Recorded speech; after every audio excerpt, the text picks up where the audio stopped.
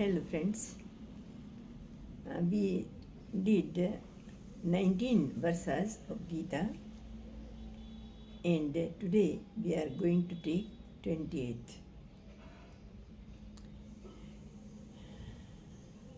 Sahana bhavatu, sahana bhunaktu, sah viryan karavavahai, tejasvinavadhitamastu ma vidvishavahai. Om Shanti शांति शांति। 20वां श्लोक है कर्मणैव हि संसिद्धिम् आस्थिता जनकादयः लोकसंग्रहम् एव अपि संपश्यन् कर्तुम् अर्हसि। क्या अर्थ होता है उसका? भगवान कहते हैं जनकादय कर्माणा एव संसिद्धिम, जनक आदि ज्ञानी जन ने पण कर्म द्वारा ज परम सिद्धि ने प्राप्त करी હતી।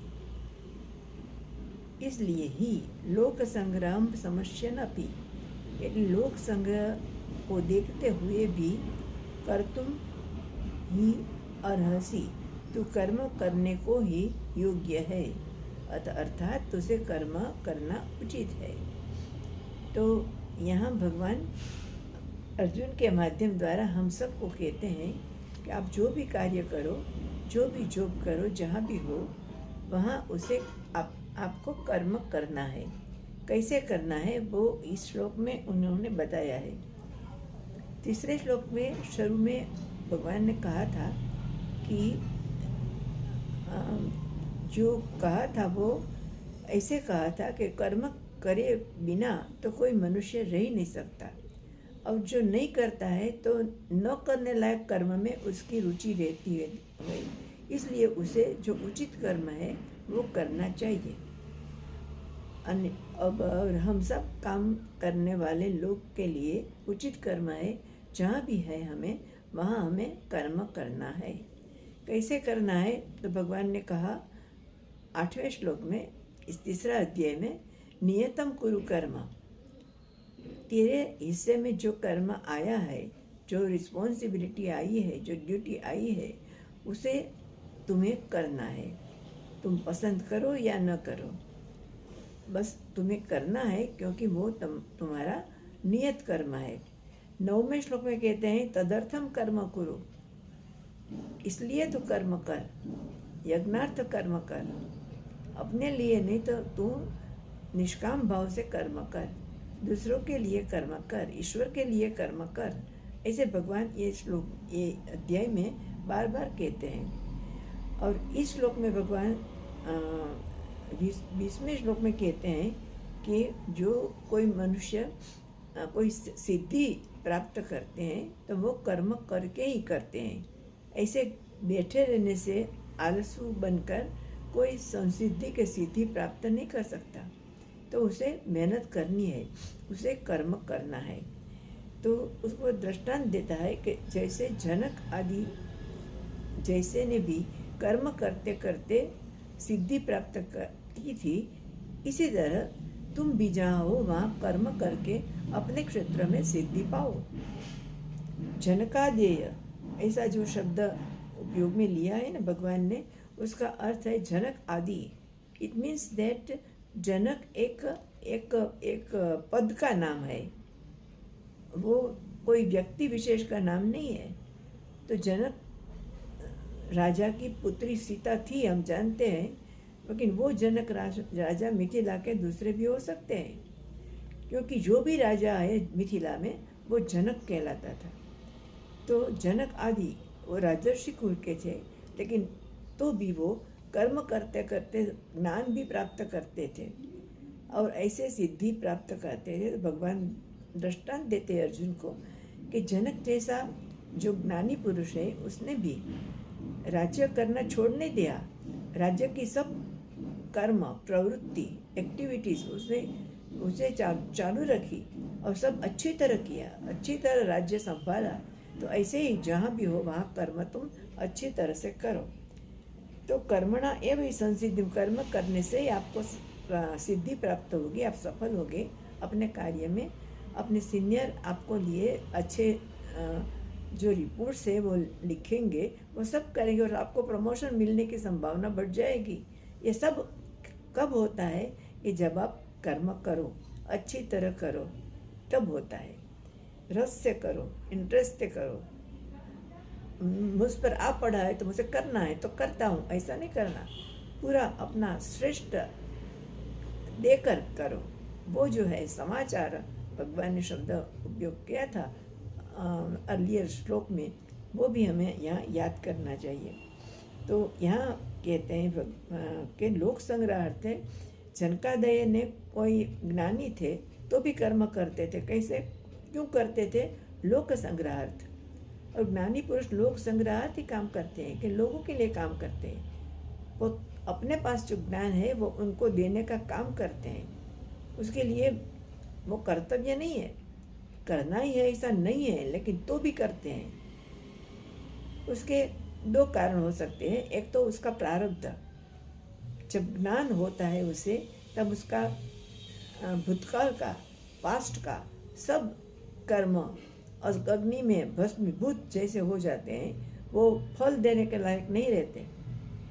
बट उसका जो आयुष्य बाकी रहा है, उसमें उसे जो कोई सुख या दुख भोगना है, वो अगाऊ से निश्चित किया हुआ है कॉम्बिनेशन, धनुष से छूट गया है, वो जो है वो तो उसे सहन करना ही है।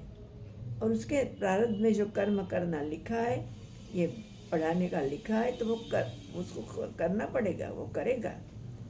लेकिन जो नहीं लिखा है तो भी वो लोक संग्रहार्थ करेगा, लोगों का कल्याण के लिए, भलाई के लिए।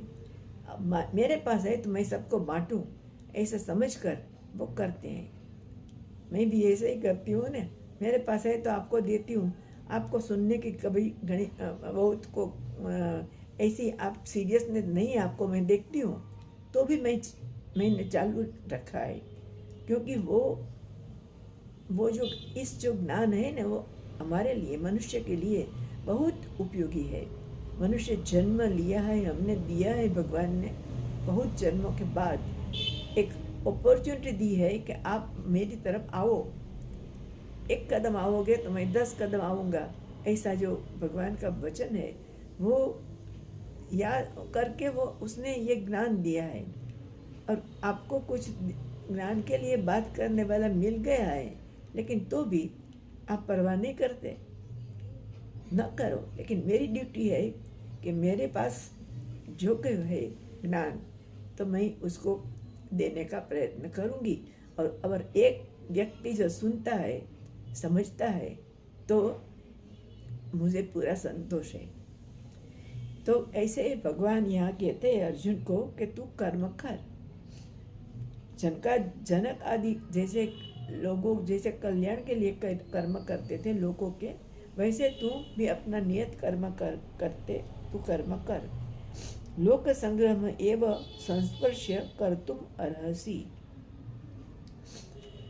अने और क्या होता है कि जो हमें अचीवमेंट पाना है, कुछ अच्छे मार्क्स विद्यार्थी को चाहिए, एग्जीक्यूटिव को कुछ प्रमोशन चाहिए, तो उसे काम तो करना पड़ेगा ना, अच्छी तरह करना पड़ेगा। तो वो जो करना है वो भगवान हमें सबको करने का कहते हैं कि आप कर्म करो और करते करते आप सिद्धि पाओगे। और वो भौतिक सिद्धि जो जगत में मिलती है वो तो पाओगे ही, लेकिन दूसरे जन्म में भी आपकी प्रगति होगी। आप भगवान के तरफ एक कदम आगे बढ़े हैं तो भगवान भी आपको अपने पास बुलाएंगे, दूसरा मनुष्य जन्म देंगे, और जहाँ से आपने छोड़ा है वहाँ से आप शुरू करेंगे। और ऐसे आप ज्ञान प्राप्त के लिए आप उसके लिए क्वालिफाइड बनोगे। तो अर्जुन को भगवान कहते हैं अभी तुम क्वालिफाइड नहीं हो, सो पहले कर्म करो, कर्म के बाद तुम ये करोगे, ज्ञान प्राप्ति का मार्ग आप अपनाओगे। और लोग क्या कहते हैं, बहुत बार हमारे मन में प्रश्न उठता है कि कर्म करो भगवान कहते हैं, लेकिन कर्म तो हमें बांधते हैं। तो भगवान भी स्वीकार करते हैं ना कि कर्म बांधते हैं। तो भगवान कहते हैं यस कर्म बांधते हैं, मैं उसके इनकार नहीं करता, लेकिन कर्म कब बांधते हैं? जब आप ईश्वर के बिना, ईश्वर को बीच में लाए बिना, अपने जीवन में लाए बिना कर्म करते हो, तो आप कर्मठ कहलाओगे। आपको वो कर्म बंधेगा वो। लेकिन अब जो आप कर्म करते हो उसको आप ईश्वर को अर्पण करके करो, ईश्वर प्रीत्यर्थ करो। यज्ञार्थ, आपका हर एक काम को आप यज्ञार्थ बना दो। यज्ञार्थ मीन्स ईश्वर प्रीत्यर्थ। आप वो जो काम करते हो करो, अपने लिए नहीं, दूसरों के लिए नहीं, या समाज के लिए करो, ईश्वरनी प्रीति के लिए करो, लेकिन करो ऐसी एटीट्यूड रख कर करो, तो आपको कर्म बंधन नहीं करता। तो जो कोई कर्म आप कर्मयोगी की दृष्टि रखकर कर्म करते हैं वो कर्म बांधता नहीं है। और कर्म कैसे करना है? भगवान कहते हैं कि यथार्थ कर्म कुरु तदर्थम कर्म कुरु। ऐसे तू ईश्वर की प्रीति के अर्थ कर्म कर। तेरा कर्तव्य कर्म समझ के कर्म कर। तू नियत कर्म कर। तू दूसरों के लिए निष्काम भाव से कर्म कर। स्वार्थ से प्रेरित कर्म ना कर। स्वाहा की भावना से कर्म कर। हम सबको भगवान कहते हैं कि जब तुम जहाँ भी हो तब आप अपना लाइक्स और डिसलाइक्स बाजुए रखो, लेकिन आपका कर्म जो है वो आप पूरी निष्ठा से करो। अपना सब कुछ श्रेष्ठ जो है आपके अंदर स्किल में, अनुभव में, वो सब देकर कर लो। तो ऐसे जो कर्म करते हैं वो करते करते आपको कर्म बंधेगा नहीं। परिणाम जो भी आएगा आप ईश्वर को अर्पण करने वाला हो, क्योंकि आपने कर्म को भी ईश्वर को ऑफर किया है। तो जो कोई रिजल्ट आएगा वो भी आप स्वीकार करोगे, उसको भी प्रसाद मान के स्वीकार करोगे। तो ऐसा जो आपका एटीट्यूड होगा तो वैसा कर्म मनुष्य को बंधन नहीं करता। वो मनुष्य को ये जो मोक्ष की तरफ एक कदम आगे ले जाता है। वो बंधन करने की बात है ही नहीं।